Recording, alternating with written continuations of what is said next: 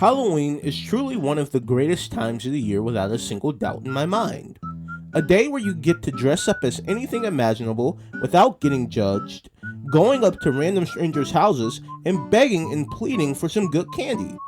Preferably a big chocolate bar, instead of getting milk duds or dipping dots from the 15th house in a row. And once you finally collected that bucket full of candy that only really lasts 2 days at most, it's time to wind down with a Halloween movie that fits the occasion. You know, maybe you prefer something hardcore like Friday the 13th or Saw. Maybe you want something thrilling like The Black Phone or Hush. Or maybe you're like me and just want something fun and cheery like Nightmare Before Christmas or the topic of today's video, Scary Godmother. To me, when I think of Halloween movies, I always throw Scary Godmother into that fold of movies. Even though the last time I seen Scary Godmother prior to this video was 18 years ago, when I was only 7 years old. So the question to ask is, how well has this movie held up since my last watch? Let's find out together in today's video. Welcome. Now, before we get into the Halloween meat and potatoes, I kinda have to nerd you out with some important development information. Scary Godmother prior to this movie was based on the 1997 series of graphic novels of the same name by Jill Thompson. There are 7 individual novels with Halloween Spooktacular being based off of the first book. Originally, the movie was going to be its own 2-season cartoon series, but Mainframe Entertainment, aka the company that makes all the animated Barbie movies, thought, hey, this would be much better as a Halloween special rather than its own series. And if you disagree, we don't care. We own the series anyways. So the show itself would end up being scrapped, and this is how we get the movie we have today. Another thing I have to mention is the art style of the movie. It's largely overshadowed due to the fact that the CGI makes the movie look like a shitty Roblox FMV. But Jill Thompson really wanted the movie to match the art style of the books by drawing the objects and backgrounds of the film with the watercolor painting style of the books. The watercolor painting and drawn backgrounds and objects may look weird at first glance, but it's honestly really unique, considering Mainframe wanted an art style similar to Nightmare Before Christmas. I think they knocked it out of the park, as this is one of my favorite things about the movie and adds to its overall charm.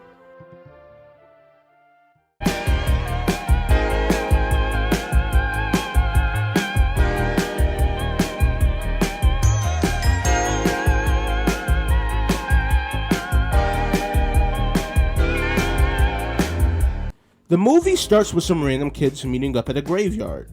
They're introduced as Daryl, Katie, and Bert. Daryl is dressed up as possibly the worst looking piece of candy I've ever seen in my lifetime, by the way. Genuinely hate it. It ruined the movie.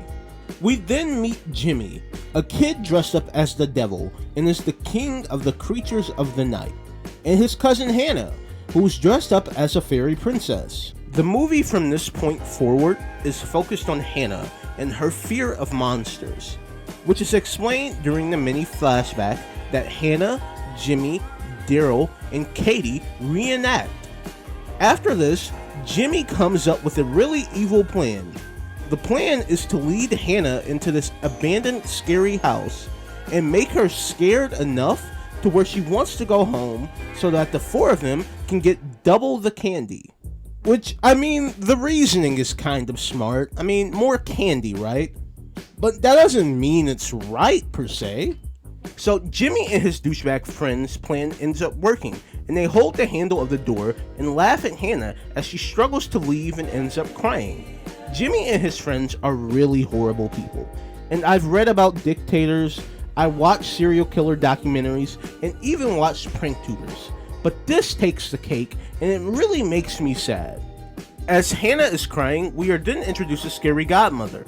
Scary Godmother is the other main character in the film. She's the witchy leader of the Fright Side and takes on the role of Hannah's spooky guardian, with the constant reassurance that monsters aren't as scary as Hannah thinks, and nothing will happen to Hannah as long as she's around. After a bit of consoling, Scary Godmother takes Hannah right over to the Fright Side to try to introduce her to her monster friends. So Hannah and Scary Godmother go flying through the skies to a Beach Boys inspired rock tune. that actually goes hard as fuck. Meanwhile, back at the graveyard, we see Jimmy and his friends still laughing at the fact that they trapped a 6-year-old inside of an abandoned house. You know, I sure do hope the candy they already have tastes like cigarette butts and bubblegum toothpaste. After a while, they're still expecting Hannah to run out and get worried when she actually doesn't run out as they intended. Hannah and Scary Godmother finally make it to the actual spook house and settle in for a bit, when suddenly a skeleton pops out of the closet, and this is where we meet Scully Pettymone, one of Scary Godmother's housemates, who may be a bundle of bones, but is also a bundle of fun. The way they introduce Scully here is also a double entendre of the sense that he's a skeleton in the closet, which means the hiding of deep and dark secrets the world will never see. But also, he's a skeleton who comes out of the closet, which is crazy how I never connected that until this rewatch for the video. But then again, I was also a child, so... And honestly, I think it's amazing, especially given that this movie came out in 2004. And well, America really wasn't so friendly to that subject. So anyways, Hannah, Scary Godmother, and Scully set up for the Halloween party. And then we end up meeting the next monster, Harry. Harry is a very annoying werewolf who is overly chatty, gluttonous, and overdramatic. None of the other monsters like Harry. I really don't like Harry, and Harry's own mother doesn't like Harry. I mean, according to the graphic novels. Hannah sees Harry, and Hannah gets scared. Then again, I really don't blame her. I would be scared too. Harry and Hannah meet, and Harry thinks Hannah is a character from his favorite comic series, The Spectral Six. Yada yada, he's a grade A yapologist. He talks about this comic. We don't care. Here's a recipe for peanut butter and jelly crackers, says Scary Godmother.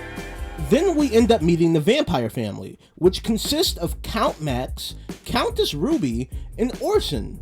There's a bit in this scene that Scary Godmother forgets to invite the vampire family in, and it made me wonder, had she never invited them in, would they have possibly just stayed outside the entire movie? Hannah gets introduced to all of them, and her and Orson get along so well that it's adorable. Now, you're probably wondering, well, Mr. Narrator, what's going on with Jimmy and friends? That's the thing, we don't care about Jimmy and friends, but since you asked nicely, they're sitting in the graveyard missing Halloween like the doofuses they are. And Bert, the only one with common sense in the group, is like, we have to do something. And the others are like, yeah, no, she'll be out, don't worry. Back at the Fright side, Hannah is socializing and chatting with all the monsters. She finally feels a sense of comfort. And then she finally meets Bugaboo. Bugaboo is essentially Grimace if you gave him devil horns and too many eyes from the Eye Factory. He's really a gentle big boy though. Hannah is instantaneously frightened by Bugaboo, so she runs away from him, and he unknowingly makes matters worse by chasing her too, and we get a goofy Scooby-Doo-esque chase scene. Then Bugaboo tries to reiterate that Hannah has nothing to be scared of, which slowly helps Hannah get over her fear of monsters. But she's still looking at Bugaboo like, yo, I'm watching you, dude. Don't make any moves. Hannah is having the greatest time of her life as the movie breaks out into a dance sequence.